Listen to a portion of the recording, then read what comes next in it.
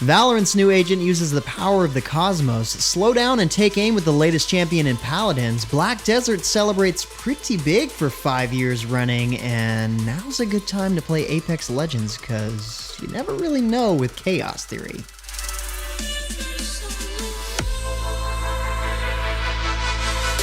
What's good, everyone? James Blonde here with your weekly recap for gaming news and announcements for the week of March 5th, 2021. And starting out the news this week, Primordials Battle of Gods has finally launched on Steam and the Epic Games Store as a free-to-play game. And just to get you up to speed, Primordials is a strategy game where you choose 3 champions, an army, and a primordial god to combine their powers and tactics in a 1v1 duel. Like is common in other free-to-play competitive games, Primordials, champions, and armies are on rotation, but can be earned or purchased to keep permanently. Luckily, those who purchased the game while it was in early access will get all of these unlocked already, along with many future skins. It's free, so, might as well download it and give it a shot, right? Meanwhile, Valorant has kicked off its next act for Episode 2, and that means it's time for a new agent to debut. Meet Astra, a controller that uses the power of the cosmos to stay ahead of her enemies. Astra can enter an astral form, allowing her an overview of the map where she can place stars down. These stars can be activated to stun enemies, pull them in through gravity, or deploy smoke and move the star to a new location. The new act also features a new weapon skin bundle, more improvements to the game's matchmaking system, and new tactical voiceover commands. Also in major updates, Legends of Runeterra has launched its expansion Empires of the Ascended this week, which introduces the new Shurima region. The expansion also includes 9 champions and over 110 cards, plus new keywords, countdown, predict, and reputation. There's way more to this update than I can easily go over in a minute, so make sure you check out the full patch notes linked in the description for an in-depth overview of the meta changes, new lab, new cosmetics, and more. Paladins has revealed details about its next upcoming champion, Octavia, the Indomitable. With trust in her soldiers and unbreakable determination, Octavia fills the damage role as a marksman with a semi-automatic rifle. That rifle comes with a sight, which increases accuracy while lowering movement speed, but which also can stop your movement mid-air for a couple of seconds and sees enemies through distortion fields. She can also create her own distortion fields to hide allies from sight and slows enemies trapped within. And be warned, her ultimate includes a barrage of laser beams. Not something you want to get caught in. The future update will also include some improvements to the Battle Pass system and a new challenge system, so make sure you stay tuned for the patch when it goes live. Also new this week is the Frozen Canyon update for Cabal Online. The leading part of this update is, of course, the Frozen Canyon Dungeon, a brand new dungeon for players at or above level 190. The update also introduces the Ultimate Epic Booster to grant additional powers to use on Ultimate Gear, plus secondary quick slots, new Essence runes, mass purchase from NPCs, and more. Patch notes are linked below if you want to find out more. It's time again for a new character in Genshin Impact, and taking the stage this week is the spooky funeral parlor director Hu Tao. This 5-star pyro polearm user is a primary damage dealer that uses her hit points to power her attacks and leaves pyro damage over time effects on the enemies she hits. Plus, she can use her ultimate to heal back up while doing some major AoE damage.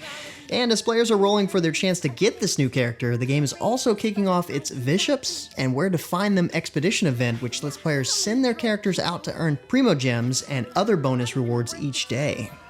Guess I'll need to send you off myself. Meanwhile, the console versions of Star Trek Online are ready for a new era of Klingon updates, as they have just received the House Reborn update, originally launched on PC at the end of January. The update introduces 2 new episodes, Knowledge is Power and Leap of Faith, a new Klingon recruitment system, and a full remaster for all Klingon Captain exclusive missions. STO has also added cross-faction flying, allowing Federation captains to command Klingon ships and vice versa, so long as the player has a level 65 Klingon character, adding new flexibility for captains.